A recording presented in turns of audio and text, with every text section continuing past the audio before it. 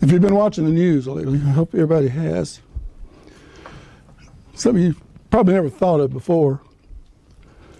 Before the reality of war comes, there's a war of words. And that's what you're hearing right now, a war of words. Next phase is the actual thing. It's coming this way. First thing you know, the man has threatened to turn us into ashes. He's a nutcase anyhow, if he thinks he can do that. What I want to talk about is, why is Jesus Christ called the Prince of Peace?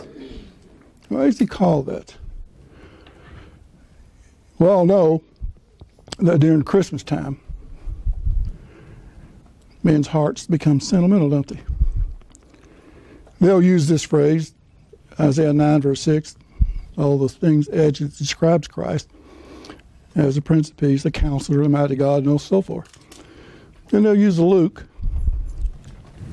21, Luke, the second chapter 14, says, "Glory to God in the highest, and on earth peace, goodwill toward men." And that'll carry on for a few weeks. The religious leaders of today have no clue as to why Jesus Christ is called Prince of Peace, and they never use this verse after December anyhow. They forget all about it. Even the journalists during those times in the Yuletide season, they get sentimental. I don't know why that is, but they do. This is what the U.S. News and Report came with these statements.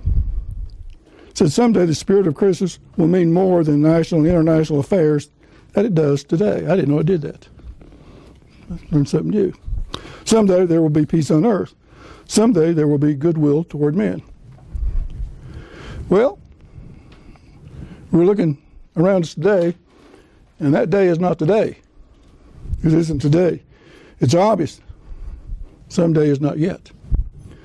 We have not yet reached the biblical prophesied millennium of world peace, which is coming. I remember this song. There's an old folk song that says that man can create a peaceful world by himself. It says, "Last night I had the strangest dream ever dreamed before. I dreamed the world had all agreed to put an end to war." I remember that song very well. Well, that's not going to happen, folks. That is not going to happen. So mankind believes they can create a peaceful world if all the nations would just agree to put down their weapons and be nice to one another. There's no way in the world, folks, that the Chinese are ever going to be nice to the Japanese, what they did to those people. There's no way in the world that Jews and Arabs are going to get along together, the blacks and the whites, and so on and so forth. It's not going to happen. This is what happened in 1979. At a World Conference on Religion and Peace, 337 representatives of the world's religion, Christians, the Buddhists, the Confucius, Hindu, Jewish, Muslim, and others met. Their declaration showed their highest expectation of what man can accomplish by himself in this world. These are religious people, folks, meeting. This is what they come up with. The power of active love, whatever that means. Uniting men and women in search of righteousness will liberate the world from all injustice, hatred, and wrong. These are religious people who claim, especially the Christians, they never know that verse that Jesus Christ called the Prince of Peace. That modern civilization may someday be changed so that neighborly goodwill and helpful partnership may be fostered. That all religious leaders should leave God out of a necessary part of any attainment of a peaceful world. Religious leaders should leave God out of the way. Leave it out.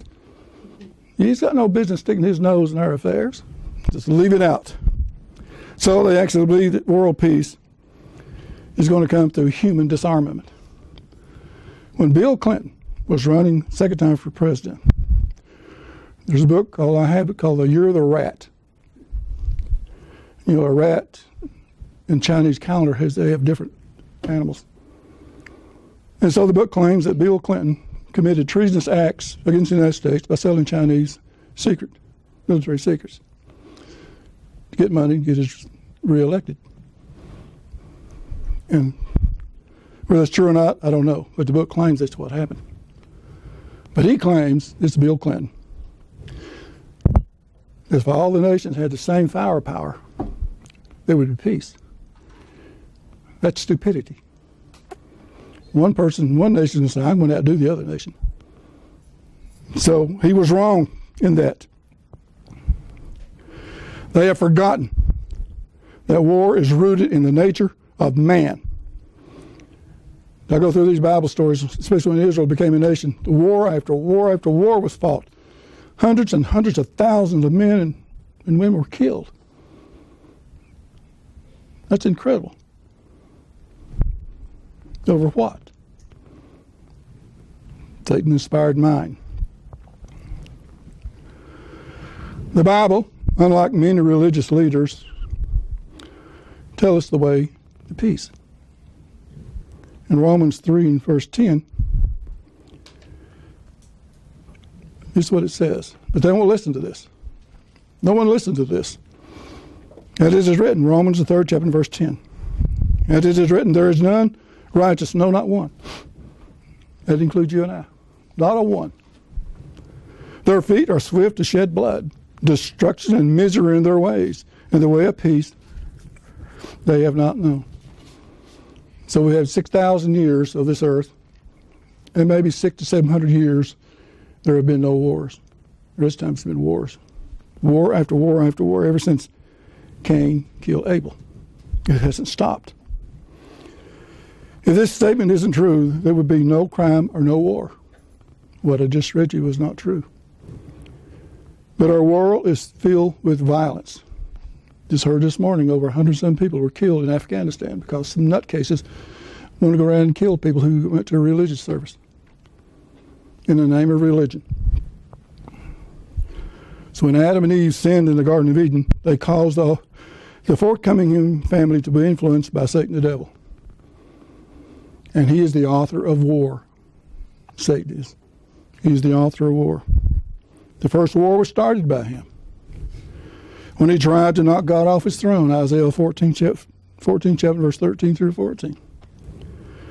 So it's no wonder that nations under his influence go to war. All this rhetoric that you hear on the news, it just may lead to Third World War. This time nuclear weapons will be used.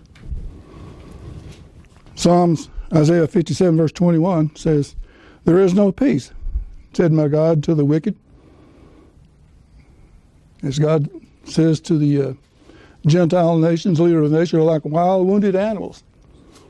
They're just vicious.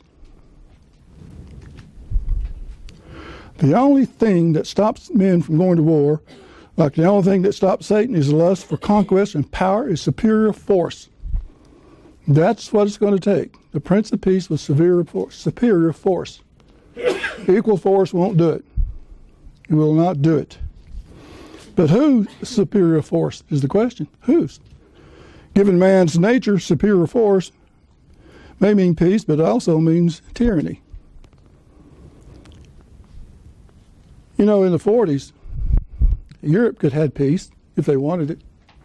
All they had to do is give in to Hitler, and there would be no war. But that's not what happened, is it? We had war. All they had to do is accept his domination. What man calls peace is not good enough, folks. It isn't good enough. The one superior force must also have the right character. What man has that? I don't know any of them that has the right character, with which that power for the benefit to govern people.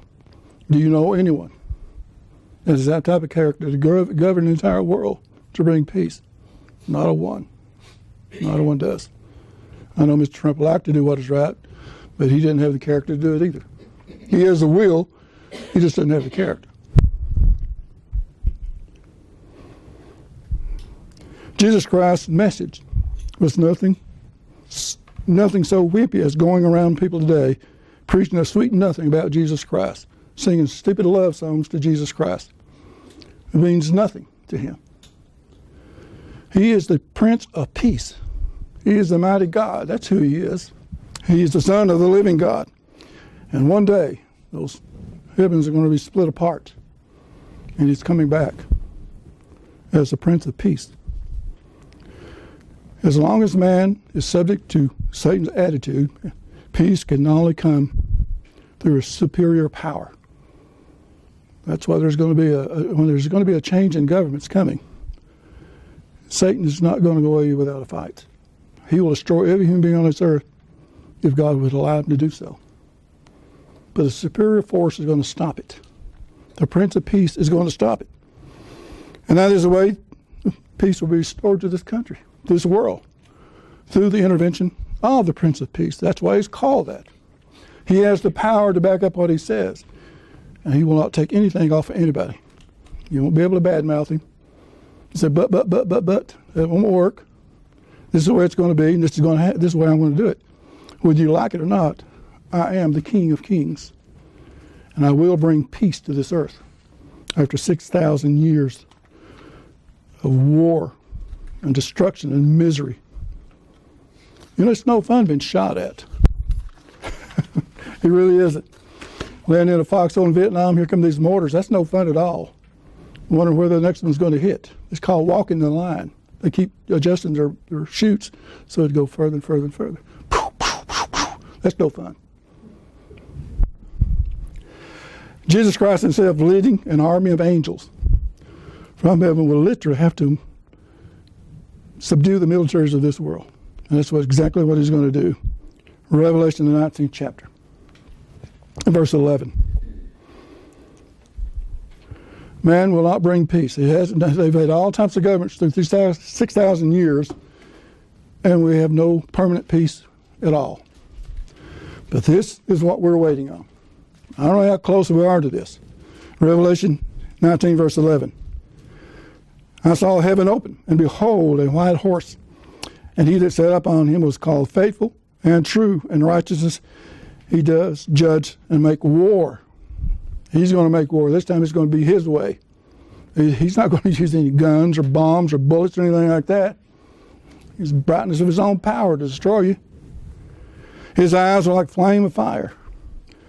And on his head were many crowns. And he had a name written that no man knew but he himself. And he was clothed, the vesture dripped in blood. And his name is called the Word of God. And the armies which were with him in heaven followed him upon white horses, clothed in fine linen, white and clean.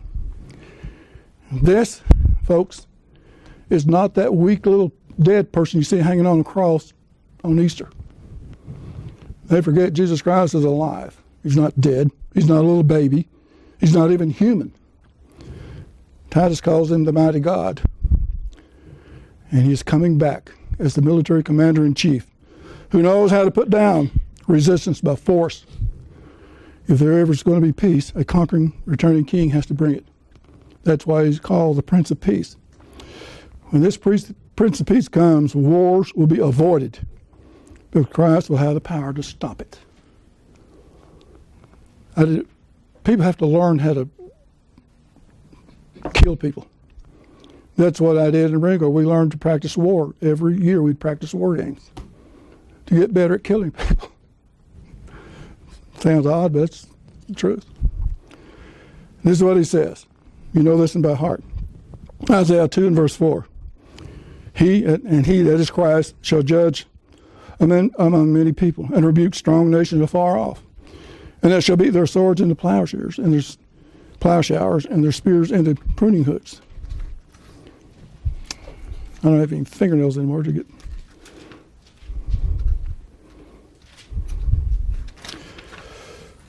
Nation shall not lift up a sword against nation, neither shall learn war anymore. So war is a learned product. You have to learn how to fight these games. So someday, there is coming to peace on this earth. Someday, folks. And his name is called the Prince of Peace. The Bible tells us he's coming back in great power and great force, and he's coming back mad.